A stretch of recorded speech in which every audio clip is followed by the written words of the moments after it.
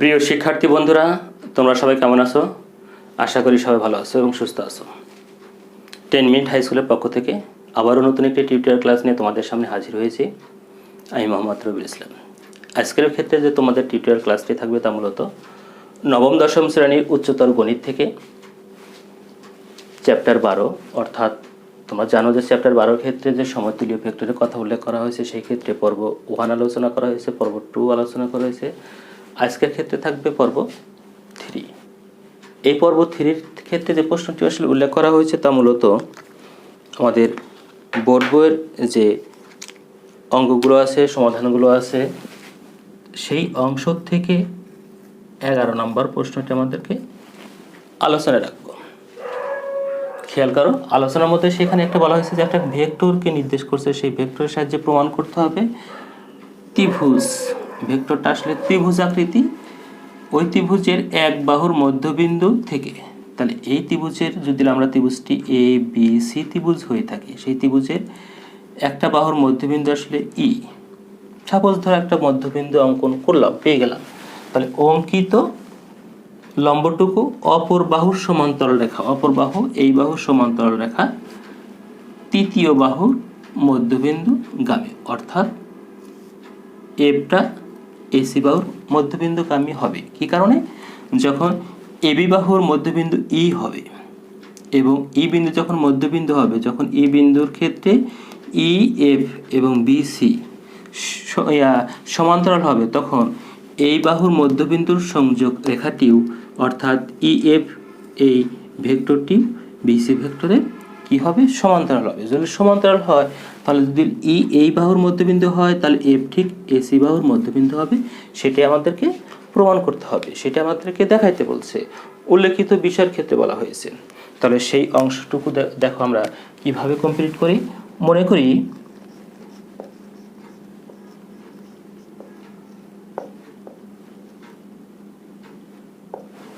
সমাধান। মনে করি উল্লেখিত ত্রিভুজটি আমাদের এ বি সি। তাহলে এই ত্রিভুজ থেকে, অর্থাৎ ত্রিভুজ এ বি সি থেকে অথবা হতে, এই ত্রিভুজ থেকে আমরা একটা জিনিস লক্ষ্য করি যে ই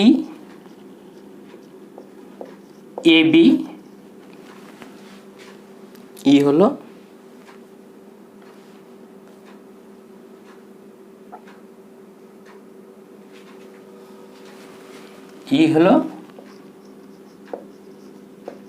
এবি বাহু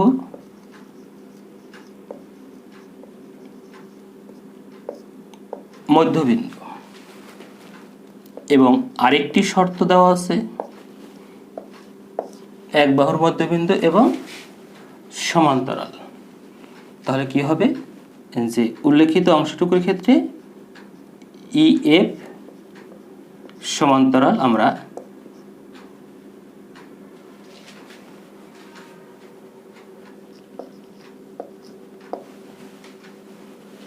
ইএফ সমান্তরাল বিসি হবে। তাহলে এখনকার যে অংশটুকু আসলো তা মূলত এই অংশটুকু। তাহলে আমাদের কি প্রমাণ করতে হবে? যে প্রমাণ করতে হবে যে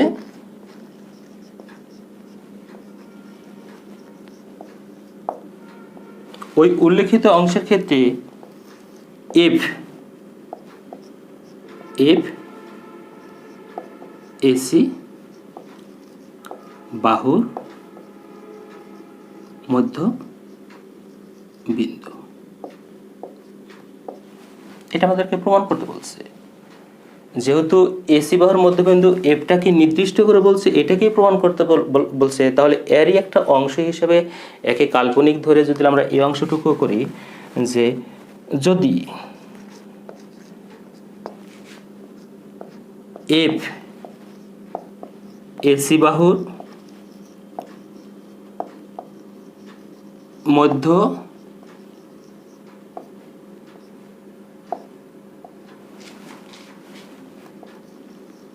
না হলে ধরি এই বাহুর উপরে এফ যদি মধ্যবিন্দু না হয় তাহলে আরেকটি বাহু আমরা কাল্পনিকভাবে ধরে নিই, সেটা হলো কার কি? জি। ধরি জি এসি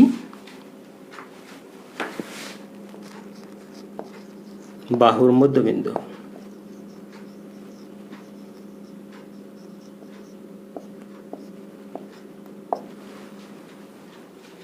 তোমরা একটু খেয়াল করো, যদি আমরা এই ত্রিভুজটির ক্ষেত্রে আসলে একটু লক্ষ্য করি তাহলে আমরা দেখতে পাই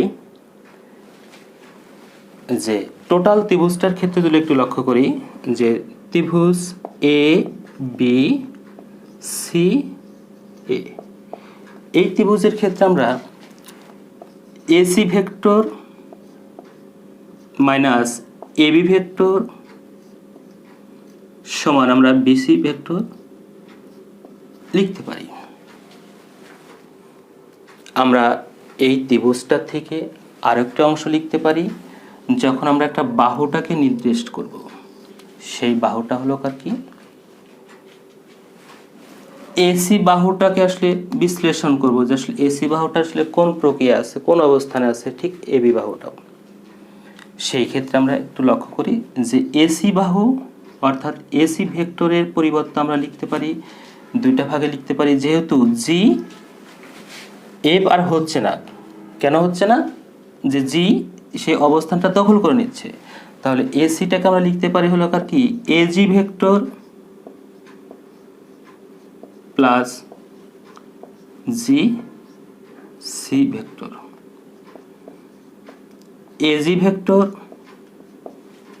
এই জিসি ভেক্টরটাও আবার এজি ভেক্টরের অনুরূপ, কেননা জি এসি বাহুর মধ্যবিন্দু ছিল, তাহলে আমরা লিখতে পারি একটু এজি। ঠিক তেমনি ভাবে যদি এসি বাহুটার পরিমাণটা নিয়ে আসলাম, ঠিক এবি বাহুটাকে যদি আমরা একটু বিশ্লেষণ করি যে এবি ভেক্টর সমান এই ভেক্টর প্লাস এবি ভেক্টর, এই ভেক্টর প্লাস ইবি ভেক্টর। তাহলে এই অংশটুকুর ক্ষেত্রে আমরা এই ভেক্টর প্লাস ইবি ভেক্টরের পরিবর্তে আমরা লিখতে পারি এই ভেক্টর। উভয় অংশটুকু যোগ করলে আমরা পাবো 2 ভেক্টর। তাহলে এই ত্রিভুজটার থেকে আমরা তিনটা অংশটুকু, প্রথম বড়টা ত্রিভুজ থেকে আমরা এই অংশটুকু আমরা নির্ণয় করতে পারছি, বিসি বাহুটুকু আমরা নির্ণয় করতে পারছি, এসি বাহুটুকু আমরা নির্ণয় করলাম, এবি বাহুটুকু আমরা নির্ণয় করছি। তাহলে এখন আমাকে দেখাইতে হবে যে জিনিসটা আসলে এই ত্রিভুজটাকে আমাকে এখন কল্পনা করতে হবে। ছোট্ট একটি ত্রিভুজ এ ই জি। দেখো এ ই জি, এই ত্রিভুজ থেকে আমরা কোন অংশটুকু আসলে বের করব? খেয়াল করো যে ত্রিভুজ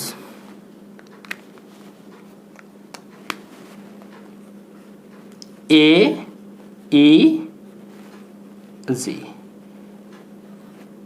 এই ত্রিভুজের ক্ষেত্রে আমরা কোন অংশটুকু লিখতে পারি? এজি ভেক্টর মাইনাস এই ভেক্টর সমান এজি ভেক্টর।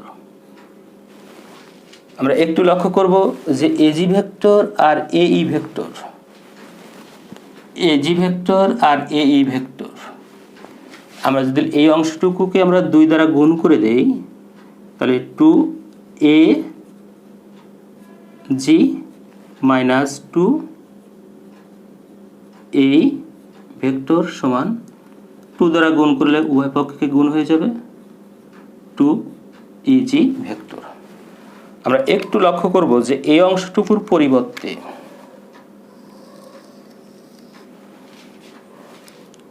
আমরা এখান থেকে কোনো না কোনো একটা অর্থ পাবো। খেয়াল করো সেই অর্থটি কি কোনটি? যে 2ag ভেক্টরের পরিবর্তে আমরা এই অংশটুকু প্রয়োগ করতে পারি। সেই অংশটুকু কোন অংশটুকু? যে এই 2ag অংশটুকুর পরিবর্তে আমরা লিখতে পারি হলো কার কি এসি ভেক্টর মাইনাস এই ভেক্টরের পরিবর্তে আমরা লিখতে পারি এবি ভেক্টর, আর এই অংশটুকু টু ইজি ভেক্টর থেকেই যাবে। তাহলে এই ভেক্টরের পরিবর্তে এতটুকুর পরিবর্তে দেখো যে আসলে আমরা বিসি ভেক্টরটুকু লিখতে পারি। বিসি ভেক্টর সমান টু ইজি ভেক্টর। আমরা একটু যদি আসলে এই জিনিসগুলো একটু দেখানোর চেষ্টা করি, তাহলে বিসি ভেক্টর সমান টু ইজি ভেক্টর আমরা পেয়ে গেছি। তাহলে জি বিন্দুটা আসলে এ বিন্দুর অবস্থান নেবে, কেননা বি এই রেখা দ্বয়। আমরা একটু উপরেরটুকু মুছে দেব। এখানকার অংশটুকুর ক্ষেত্রে আমরা একটু দেখানোর চেষ্টা করব যে বিসি বাহু সমান্তরাল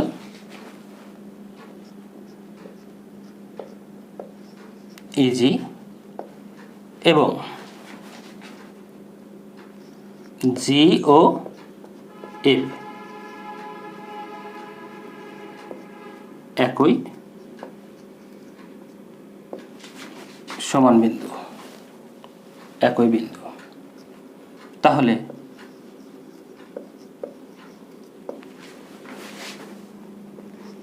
জি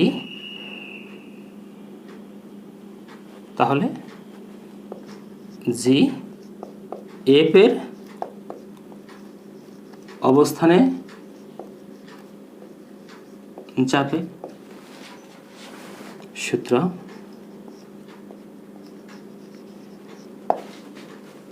এবি হবে এসি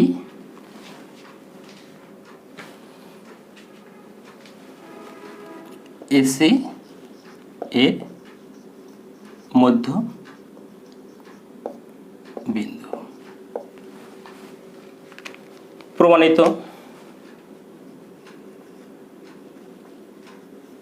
কেননা আমাদের এখানে যে জিনিসটা বলা হয়েছে যে তৃতীয় বাহুর উপরে, তাহলে তৃতীয় বাহুটা কি ছিল? এসি বাহু ছিল। তাহলে এই এসি বাহুর মধ্যে উপরের যে মধ্যবিন্দুটা ছিল, সেই মধ্যবিন্দুটা আমাদের আসলে উল্লেখিতভাবে নির্ণয় করতে বলছে যে এপি হবে সেই তৃতীয় বাহু এসি বাহুর মধ্য।